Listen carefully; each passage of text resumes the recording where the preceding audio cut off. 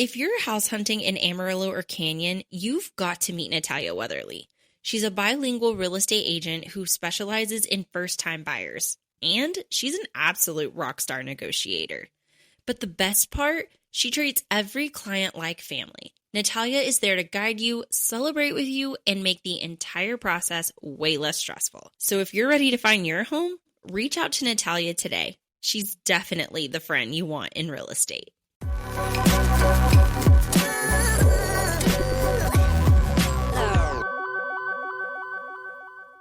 Hey friends, and welcome back to the Nourisher podcast. I had the most radiant guest. Her name is Emily-Jane. Emily found the podcast on Instagram and we immediately connected and just hit it off. She helps business owners reconnect with their personal story and build brands that actually feel aligned and true to who they are.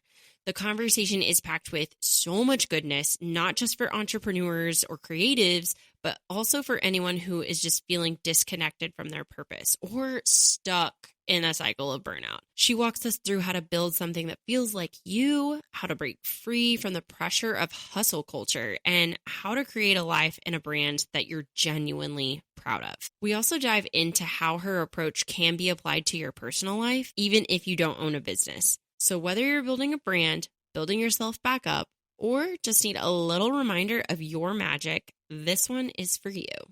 All the way from Australia, I want you to tell the listeners how you found the Nourisher podcast, because I'm still starstruck that someone from Australia found the podcast.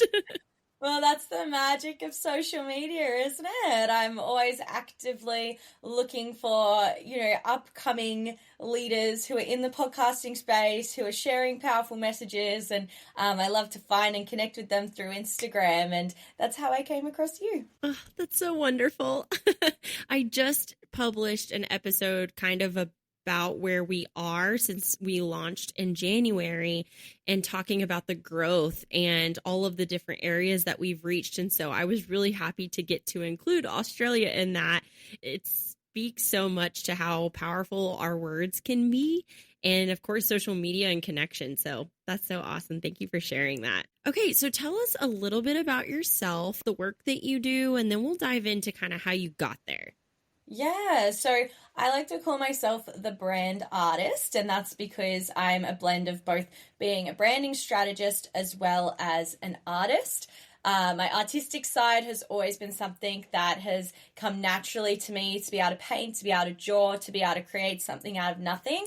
And, we'll go deeper into it, but I guess across the last 10 years, it's really been a journey for me to really come back home to myself as an artist and to also start to integrate that into how I'm creating success in business. So that's where I've decided to start to blend the two, where I get to help brands really share their voice, be seen, become recognized, whilst also expressing myself creatively and becoming known for that creative mind that I have. Yeah, you know what's funny is I actually did a presentation here locally about how me tapping into my authentic self and living my life the way that I want to live it has completely transformed my professional life as well. And now all of these things were just aligning for me. And so this makes so much sense that those two things would coincide and that other people will find success off of it. Thank you. It's definitely been a journey though. Like 10 years ago, I was 17 years old and I remember standing in the art studio of the university, and it was the university open day. And I remember standing in that studio, looking around, feeling just this light ignite within me, being like, wow, I can see myself studying here. I can see myself being an artist. I can see myself living that kind of life. And then like these roller doors slammed down in my mind of like, but you can't do that. Being an artist isn't a real job. Go and find something that pays better. And I ended up walking out of that studio at 17 years old and walking straight to the architecture building. And that was then the path that I went on. I spent the next 5 years studying architecture. And it was only when I got to my master's of architecture, 6 months from finishing that I realized I did not like the path that I was on. I felt so disconnected from myself. I felt so out of alignment. I couldn't see a future for myself beyond the 6 months of studying. And that was when I decided at 22 years old to quit my master's degree, to quit my job in the architecture industry, and to just go all in on starting a business. But I still didn't honor the artist in me. I was just redirecting, I guess, the path to success that I was following, that I thought I should be chasing.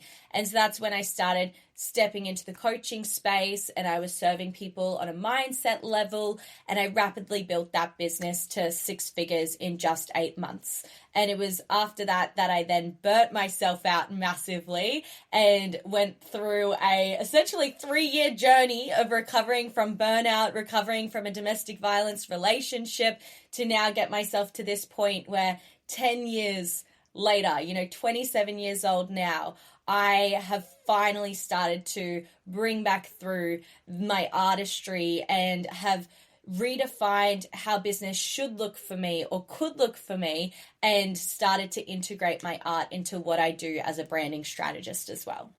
People can relate when it comes to taking that leap of faith and almost having to start over. So I did that just recently, and I know at 32, I was extremely nervous and scared. And I'm like, what am I doing with my life? I have no idea. And so I know at 22, you have your entire life ahead of you, but it still doesn't make it any less scary. I've made decisions for myself before that, but that was the first time where I was like, okay, this is a life-altering decision that I'm about to make. I was lucky to have been brought up in such a supportive household where I was really looked after throughout my school, throughout my studies, and that was really the first time where I found myself having to lean really into self-trust and be like, okay, only I can make this decision. Only I can decide if I'm going to continue on this architecture path or redirect into that business path.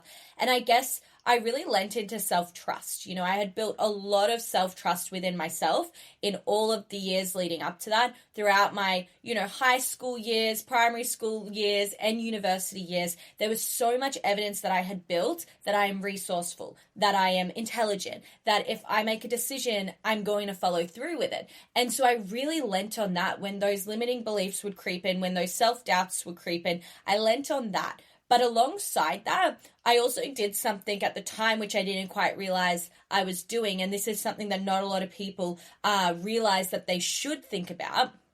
I was thinking and focusing about the cost of not taking action, because so many people think about, well, what is the cost of if I do take action? What if I fail? What if it doesn't work out, right? But they don't think about, what is the cost of me not changing? What is the cost of me not taking action on this? And I weighed it up, and the cost of me not taking action was going to be a severely deteriorated mental and emotional health. If I was to stay in my degree for another 6 months, the cost of doing that was something I didn't want to be facing within myself, nor was it something that I think that I could have held based off how deeply disconnected I felt and how emotional I already felt in that moment. And I also weighed up the opportunity cost of, 5 years from now, where could I be if this thing works out? Where is that going to put me? And am I willing to risk not stepping into that just because I'm scared of taking action? Am I willing to risk losing that potential because I'm scared of failing? And I wasn't willing to. I can relate to that so much with the podcast, because I weighed this decision very heavily for months. I talked to several friends about it. I was like, should I do this? Should I not do this? And I had the answer, right? The answer was yes from all of my support system every single time. But I was still so scared because I was very afraid to put my voice out there, to put my opinions out there, to have other people put their opinions out there. And it was just one of those things where I'm like, but what if I don't? I'll never know if I'm any good at it. I'll never know if it could become something else.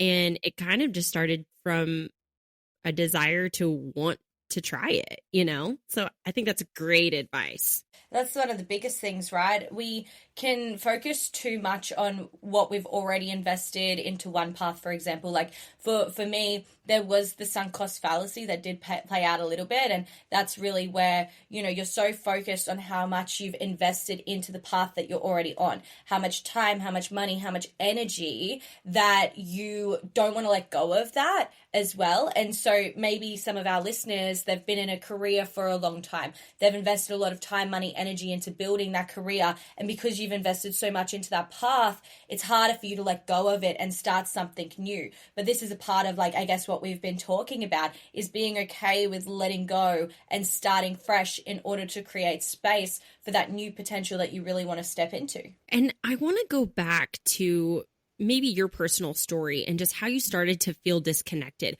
Do you have any signs or ways that you were starting to feel that disconnection grow stronger and stronger that made you take that leap?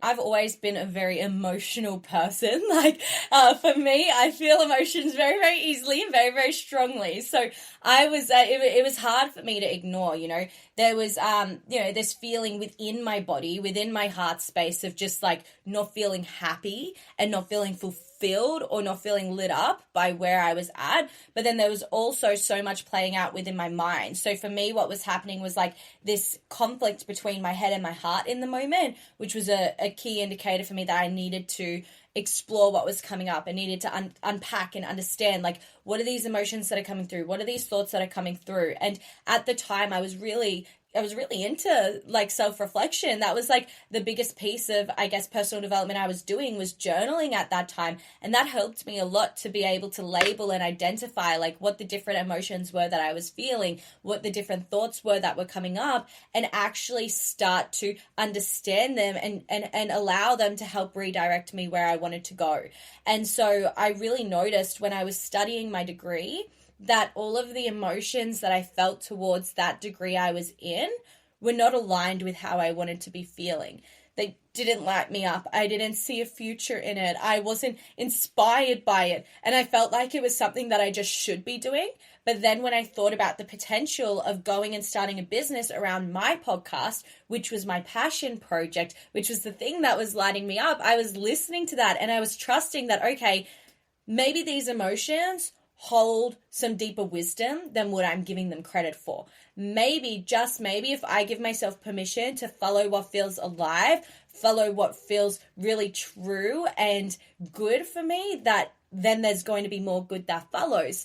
And not a lot of people are willing to listen to that. And as women, we are very, very emotional beings.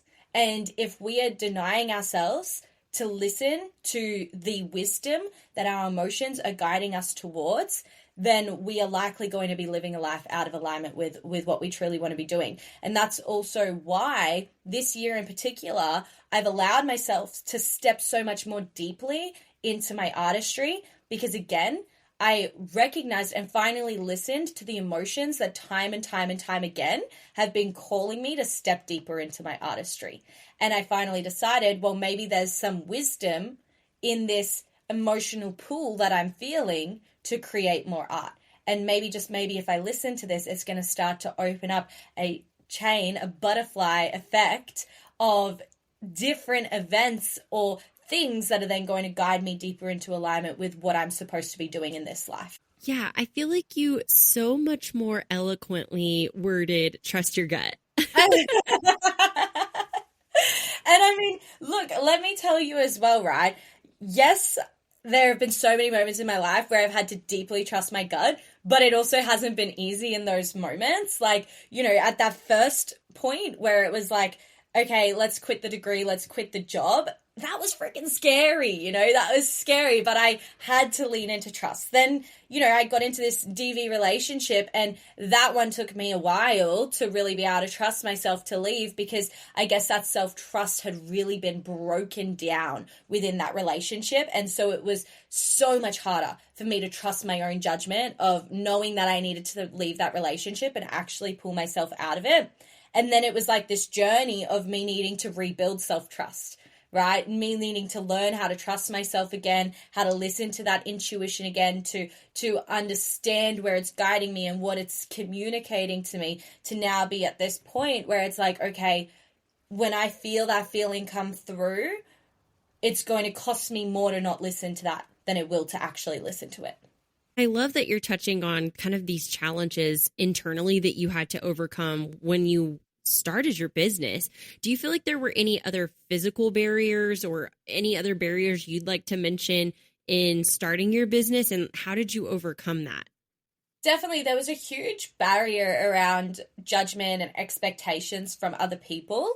I very much valued the opinion of my parents, and, I wanted to please them. They had always supported me. They had always, given me such a good upbringing that I didn't want to disappoint them.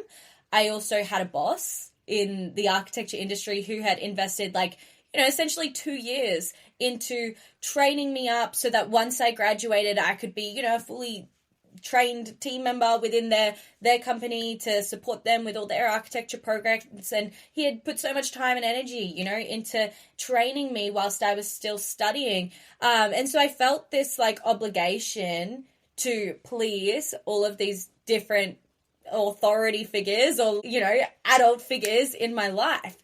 And that was one of the hardest things for me to navigate, was to navigate that I had to make a decision for myself, not for them. And someone reflected to me in one simple question that I wasn't choosing me. And they asked me the question of, if you were to finish the next 6 months of your degree, who are you doing that for? And my answer was everyone but myself. My answer was my mom, my dad, my boss, my peers at university, everyone but me. And so when I recognized that, I had to be like, okay, there's some serious people pleaser tendencies playing out here. Emily, are you going to be happy living your life pleasing other people rather than pleasing yourself? And no, I wasn't. I wasn't happy with that. And so I had to find the courage to then say yes to me, which meant saying no to other people, which meant potentially disappointing other people.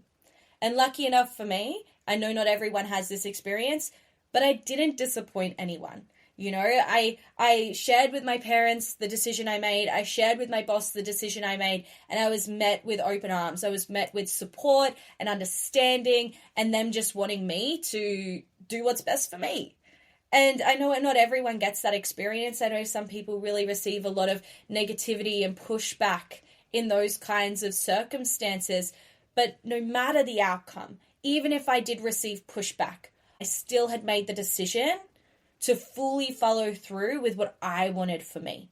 Yeah, there's so much power in everything you just said because, I know we are all familiar with the people pleasing that we do in our early 20s, and especially as you're going through college, and disappointing people is so real, especially when you're trying to find your career and find who you are. And then when you talked about the fact that you did have so much support when you made that decision, it also allows you to find your people, because the people who aren't there to support you and who don't have space to cheer you on and stand in your corner, they're not meant for you. And you kind of just get to cut them out of your life. But sometimes it takes us a lot longer to figure that out. So I just applaud you for being able to do that at 22 years old, because if only I probably would have made a lot better life decisions. It is a journey, and I think that the more you connect with yourself, the more you learn about yourself, and the more that you learn to trust yourself, the more capable you are of actually following through in those kinds of situations, the more capable you become of backing yourself and knowing, okay, if I want this thing and it potentially risks disappointing someone here or judging someone here, you're more equipped to be able to follow through in those moments. And yeah, it took me some time, before I was 22 years old to be able to start to say yes to myself. And then it took even more time for me between 22 and now 27 to again realize where I haven't been saying yes to myself and really start to make those shifts to honor what I truly want for me. 20 to 30 is some real work. Internally and externally, there's a lot going on in those 10 years. So I'm only looking forward to the next 3 for you, because it's going to be amazing. I can already tell. Honestly, I always say to myself, I'm going to write a book about my 20s one day. I feel like I haven't wasted my 20s at all when it comes to self-discovery and just giving things a go, going against, I guess, the norm of what everyone else is doing and allowing myself space to experiment. I definitely am not where I want to be or where I thought I would be by this point. I definitely thought I'd have 7 figures in my bank account right now, but we are sorely away away from that still. But, you know, I've done so much in my 20s that have helped set such a solid foundation for my 30s that, you know, I am so open to whatever is going to come my way in the next 3 years to really set me up for those next 10 years. Okay, friends, let's talk about something exciting, which is buying your dream home. I know the process can feel very overwhelming, but that's where the right lender comes in. Callie Arredondo at Texas Tech Federal Credit Union has helped more than 350 families right here in the Texas Panhandle. She's known for keeping things simple, affordable, and way less stressful. She'll walk you through the process, lower those pesky fees, and make sure that you're getting the best rate possible. Here's the kicker. If you find a better rate somewhere else, the credit union will give you $1,000. Yeah, it's their best rate guarantee. So if you're ready to make home ownership happen, reach out to Callie Arredondo at Texas Tech Federal Credit Union and let her make your dream a reality. I want to kind of transition into some of the work that you do with businesses. So many businesses have a hard time really focusing on who they are, their voice, and using that to put out their best self. And so I am curious if you can tell us maybe some common misconceptions that business owners have when it comes to branding. The biggest kind of business owner I work with is personal brands. So, you know, individuals who are wanting to build a brand around who they are and then start to monetize that in different ways. And one of the biggest misconceptions that I see is people thinking that they need to be someone that they're not in order to be successful. Now, we've all been told success leaves clues and model those who, you know, are doing what you want to be doing or are successful in what you're doing. And the mistake that people make with that is taking it too literally and quite literally trying to become someone that they're not because they think that that matches the definition of success that they ultimately want for themselves.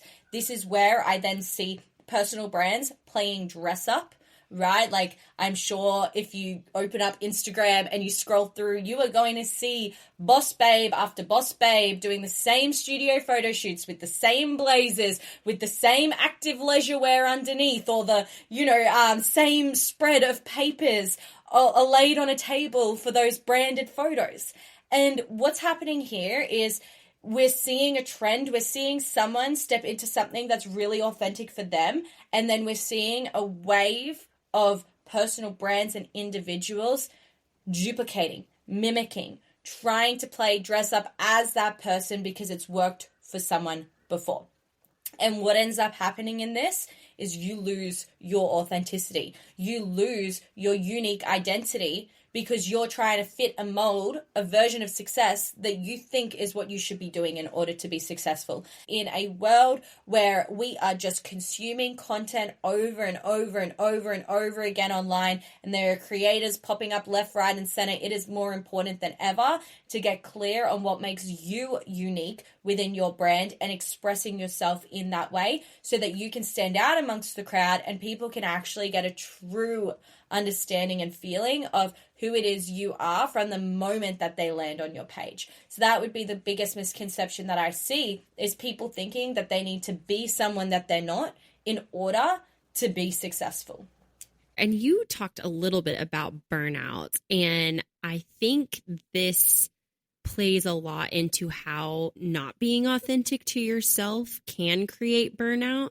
And so I wanted to touch on that a little bit and why not staying true to who you are and to your business, how it can create burnout and maybe stop growth. Whenever I've felt burnout within my business, there's been this voice that comes into my mind that is so loud and says, create more art, create more art, create more art. And when I would ignore that voice, the burnout would deepen. The misalignment would deepen. The lack of motivation and drive and inspiration would deepen.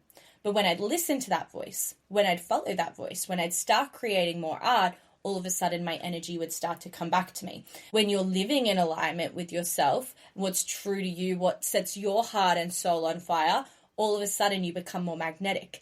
It becomes easier to take action, to move forward, and less energy is ultimately being used in order to create the same or a different outcome to what was happening before. Whether it's something in business that's out of alignment, or whether it's a relationship that's out of alignment, energetically, you are draining yourself trying to push through and follow through with that thing that actually isn't truly in alignment with you. That's what was happening in my architecture degree. It was not truly in alignment with me. And even though I was good at it, it really started to feel like a push, like I was pushing a boulder up a hill in order to get to the destination. When I switched, when I stepped into business, all of a sudden, that became so much lighter.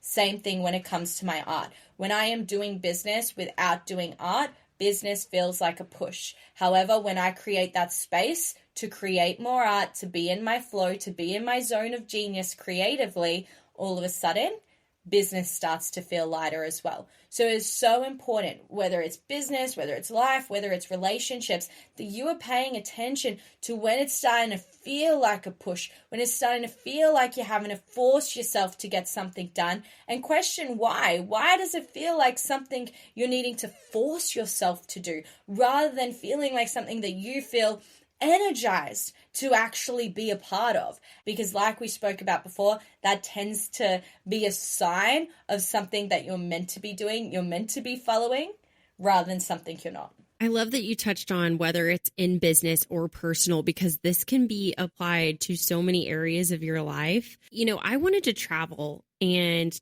hike and be outdoors for the longest time. I felt like, you know, we don't have time, or I'm just busy. And so then I almost had to find another outlet to put all my energy into. And then I started pouring my energy into all these other things that were burning me out. And I was truly like burning at both ends, just hanging on for dear life. And in the last couple of years, you know, me and my husband, we've done a lot of traveling. We've spent time outdoors, and it just feels so good. And I don't feel overwhelmed anymore. And even if I have 2-3 things on my to-do list for the day, it just doesn't feel as hard. And I'm actually energized to tackle those things, because I feel like I'm listening to that inner voice and that spark in me that's like, do this because it's what you want to do. Exactly. And like, one thing that I really believe is that life is so much deeper than just what meets the surface. I love to believe in magic. I love to believe in, you know, spirits and souls and all of these magical topics that some people probably are like, no, that's woo-woo. And so I truly believe, like, what is the point of this human experience, if not to slowly step deeper and deeper into alignment with what it is that your soul is calling you towards. I believe that we all have a purpose. We all have a soul mission that we're needing to step into. And it's your heart, it's your soul that's going to guide you deeper into alignment with that. And when we ignore that pull, that's when we experience burnout. That's when we fall deeper into misalignment. And burnout is just a sign of being out of alignment in some capacity within your life. And so I'm a big, big believer to follow that tug, to follow that pull, because I mean, I don't know, maybe it's just my way of giving meaning to life, but otherwise, what is the point? What is the point of moving through life if you just constantly go down a path of misalignment and burnout and unsatisfaction, when you could potentially follow the tugs that you're given and open yourself up to a world of magic, a world of possibility, a world of abundance and fulfillment and joy, and, you know, whatever success then follows along with that. So that's how I really like to view that, and how I like to interpret burnout. Burnout is just a sign of misalignment somewhere within your life, within your body, within your relationships, within your business, whatever it may be. It's a symptom that you need to tune into and actually start to diagnose and understand, like, what is the root of this problem? What is causing this symptom to come through to me now? And how can I start to also listen to the symptoms of me being in alignment? How can I understand what that looks like? How can I understand what that feels like? And then how can I trust myself to start to follow that when that comes through? Yeah, it's crazy to me how easy it is to spot someone who is a successful business owner, but they love what they do. right? Because we see so many successful people all over the place, or maybe they're just pretending to be successful because that's a thing too. But we see so many successful people, and a lot of them feel like they're not truly happy. It's just a job. This is just what they're good at, you know? And when I come across a person who has really built a business or built something that they're proud of, it exudes and you just see it all over their face, in their presence. They light up rooms. And so I just feel like if anybody takes anything at all away from this episode, it's just like, do what makes you. Why would we live our life being burnout the entire time? Like, that sounds horrible. Yeah, and I love what you said there about you can tell when someone is just in their zone of genius, when someone is just so in love with what they're doing.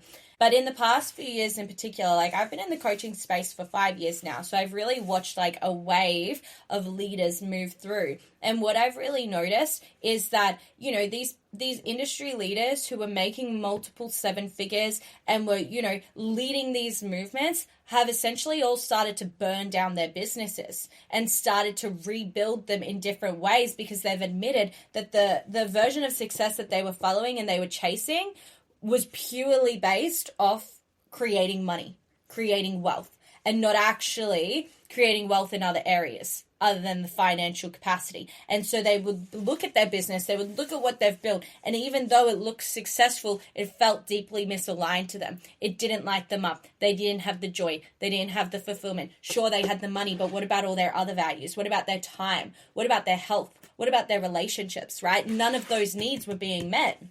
And so what I've seen is these leaders have started to burn down the businesses they've built so that they can rebuild them in alignment with the things that they truly value alongside the financial gain.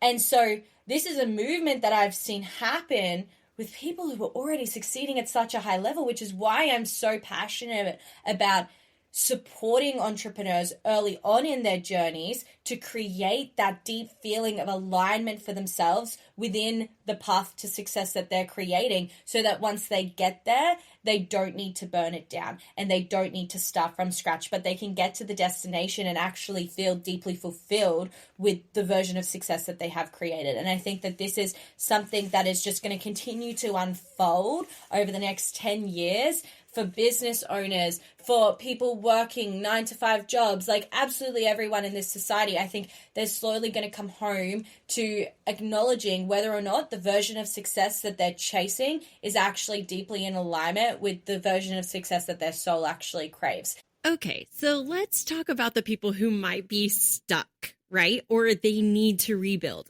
If they are in the stage of burnout, and they know and feel in their soul that they need to do something different, what are your top tips for people who are struggling to define their quote unquote brand in a way that feels authentic? Like, how do we get there? It starts with self-exploration. Like, that is the first piece, you know, going deep and actually asking yourself the questions of what actually lights you up.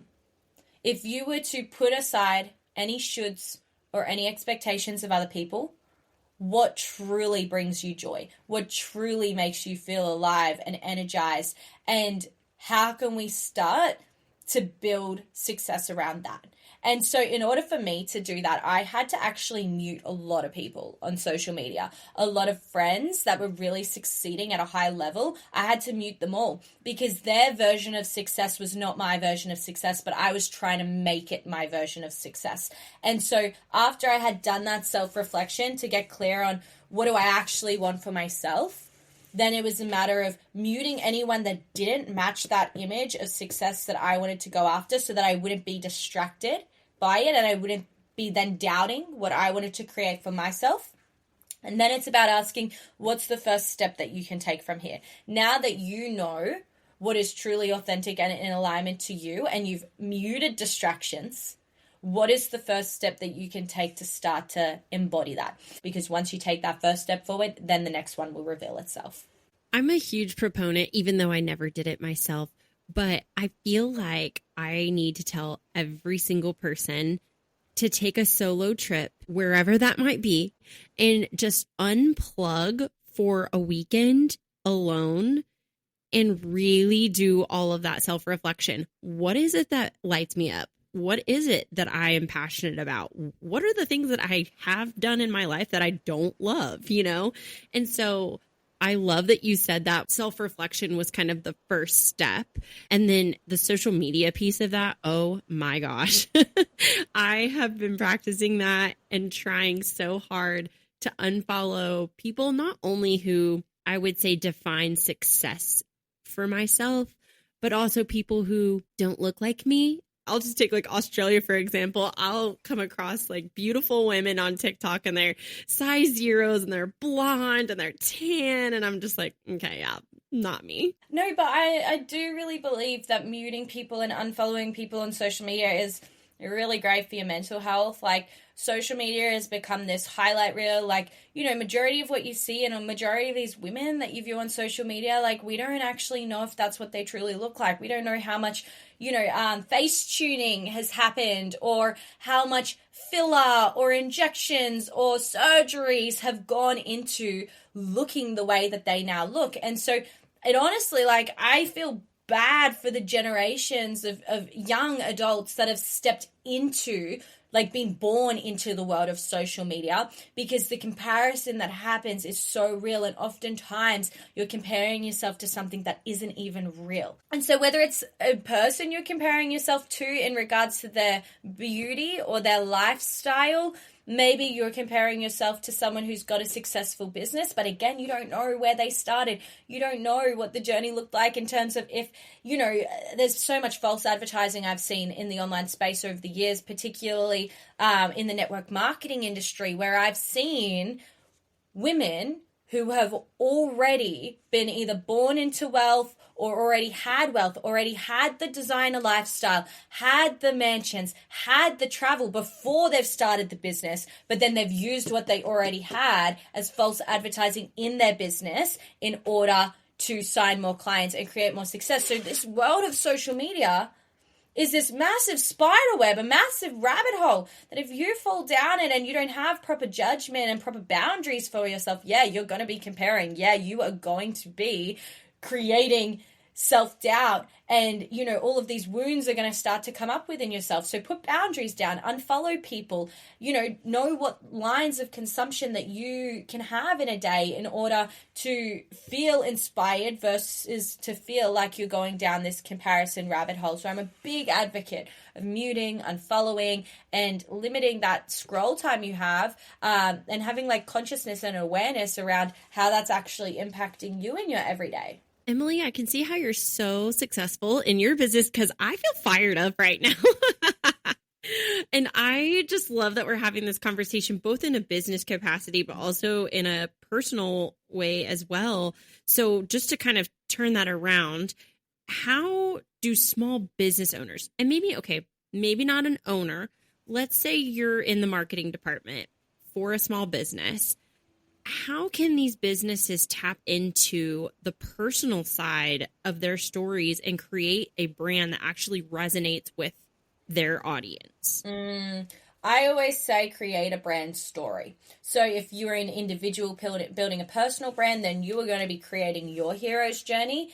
If you're working at a brand and in that brand it's a product that you sell, then create a hero's journey for your brand itself. So that could be creating an avatar of who the ideal client is, and basically painting this hero's journey of how is that avatar going to become emotionally invested in what it is that you guys are creating, what it is that your brand ultimately stands for, because that hero's journey is what people buy into. And that hero's journey is what's going to create that emotional connection between you and the consumer, whether that's just a follower or whether that's someone who is actually wanting to invest in your services or your product. So that is where I would say start, is creating the hero's journey of your brand. I feel like there's so many resources available too. Obviously there's brand artists and business coaches. I know several organizations and individuals who are willing to help, but I think even using something like ChatGPT to create a brand story, create those outlines, at least to ask the starting questions and then build from there. Do you have any other tools that you would suggest using on outlining or creating that story? Yeah, so when I walk my clients through this process, what we do is we start by doing a brain dump of their hero's journey. Now, there's several different stages in the hero's journey. To summarize it, there's your starting point. So where were you before? Then your turning point, what happened in order to make you decide you want to create change. Then there's the actual like challenges within the center of the journey. What did you have to face? What did you have to overcome? And then there is, that triumphant point where it's like, okay, you've overcome these challenges. Now what have you learned? What do you now know? And then the final piece is positioning yourself as the guide. So now, because of this journey that you've gone through, like, how does that equip you to then guide someone else forward, whether that be you individually or your product, for example? And then once we've created a chronological order and we've filtered out what's unnecessary information versus what is the core of this story that we want to tell, and we make sure it's clean and we're concise, then we take it, slap it into ChatGPT and say, ChatGPT, using this hero's journey, do not change, the timeline, do not remove any of the key information, but turn this into a 60-second script. And basically what that does is it then takes AI, and AI then orchestrates the story in itself. But I wouldn't tell you to stop there, because we want to then infuse more depth and more emotion into it. And so once AI has given you that 60-second story, then you're going to go through it and you're going to add more emotion, add more details, make sure you fine tune it to be accurate, because AI doesn't know you as well as you know you. And that is how I would suggest starting to write your hero's journey. This is why you're here, because I would have just left it at ask ChatGPT. But that's so true. I actually did that for the Nourisher podcast. I tried to create a brand storyline. I put that very basic prompt into ChatGPT. It fed me all of this great, wonderful information, but I've transitioned the podcast to go outside of the Texas Panhandle. And so it was pulling all of my original information. So I had to go through line by line, and some of it just still didn't feel like me. And so I love that you're kind of giving us steps to, okay, you've got to do this first, because ChatGPT is all about the prompt that you give it. So yeah, you have to figure out your story, your hero line, before you start getting into all the nitty gritty.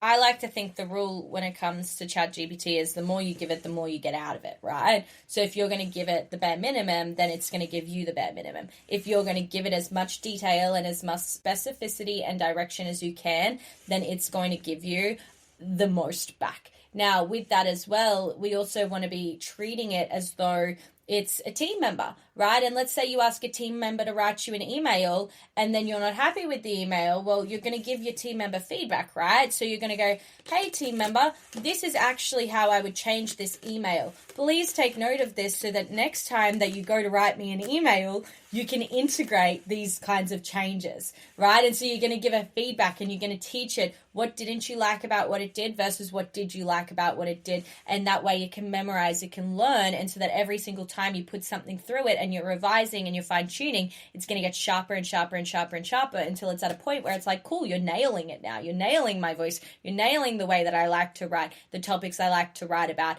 And it's got that actual foundation. Treat it like a team member. You would not onboard a team member without properly training them in the tasks that they need to do. So train ChatGPT properly in the tasks that you need it to do.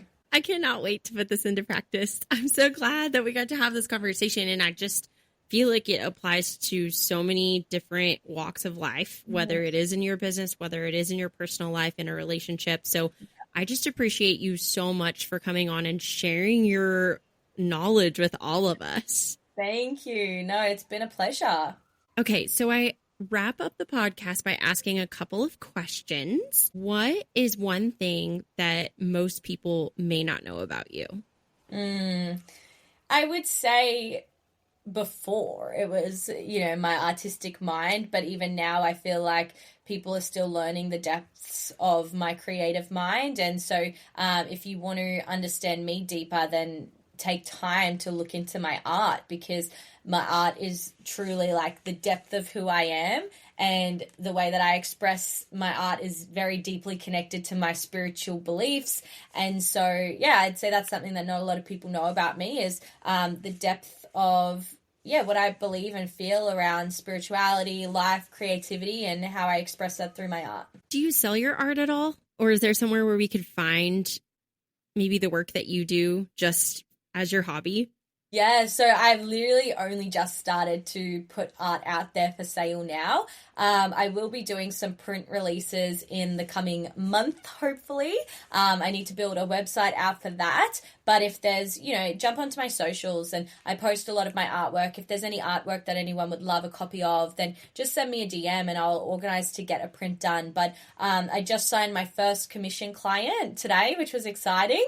So that's definitely something that I'm putting out there is to call in more commissioned artwork as I step into this, next phase of selling my art.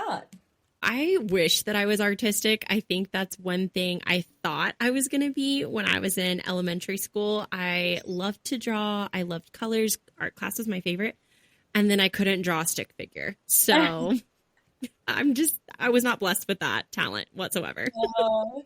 Well, one thing I would say is don't judge what you can and can't do when it comes to art. Like, honestly, you'll be amazed. Like, there's some people out there and like the art that they create is not, like anything that's tremendously skillful or refined, but it's still art and it's still an expression in some way. And people resonate with that and love it and pay lots of money for it. That was one of the biggest things that I realized is there are people who are paying for art that is literally just paint splattered without any direction or form. And so, of course, people are then going to pay for what I create when there's images that I'm forming in the art that I do. So don't judge what you can and can't do with art. Just have fun with it. Just allow yourself to experiment. If it's stick figures that you do, then maybe there's a way that you can start to enhance those stick figures through other creative expression.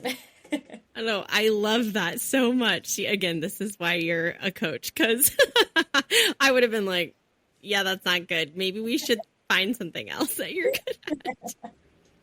Okay, well, my second question is, who are 3 women who inspire you? Yeah, I love this question. So 3 women who inspire me. The first would be, I'll put them both in one, would be like my mom and my grandma. They're 2 very strong women that, I obviously see a lot of myself in and have done a lot to contribute to, I guess, the life that I've had. So that would be the first. The second would be from a business lens. Sarah Blakely was always someone at the start of my journey that I got a lot of inspiration from. So she's the founder of Spanx, for anyone who doesn't know that. So she was one of the first and youngest female billionaires when she built that company itself. And so it was really incredible watching her journey and learning how she actually built this brand, even when people didn't believe in her, and even in a time where social media, wasn't around.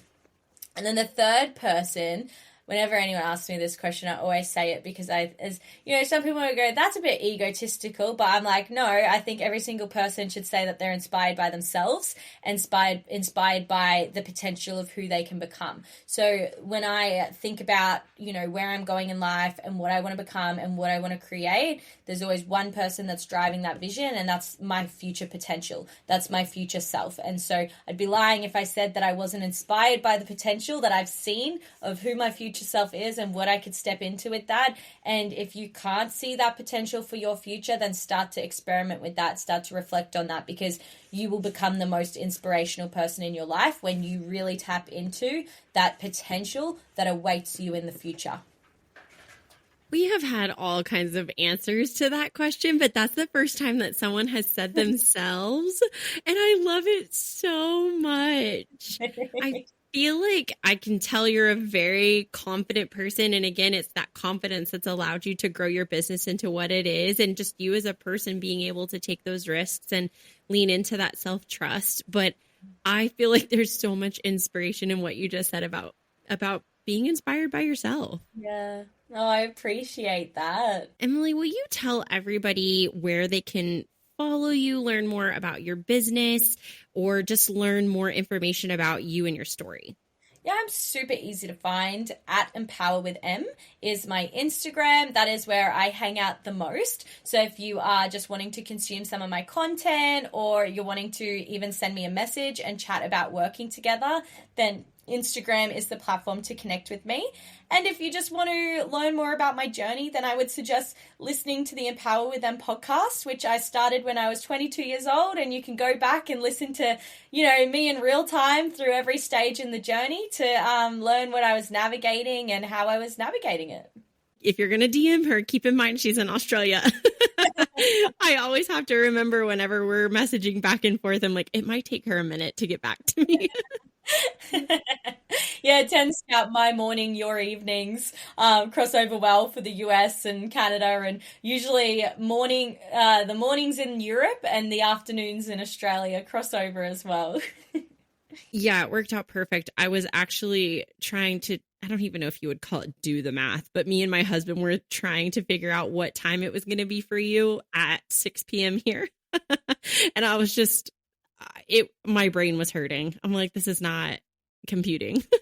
Okay. Did you have anything else that you wanted to add? Anything that I missed?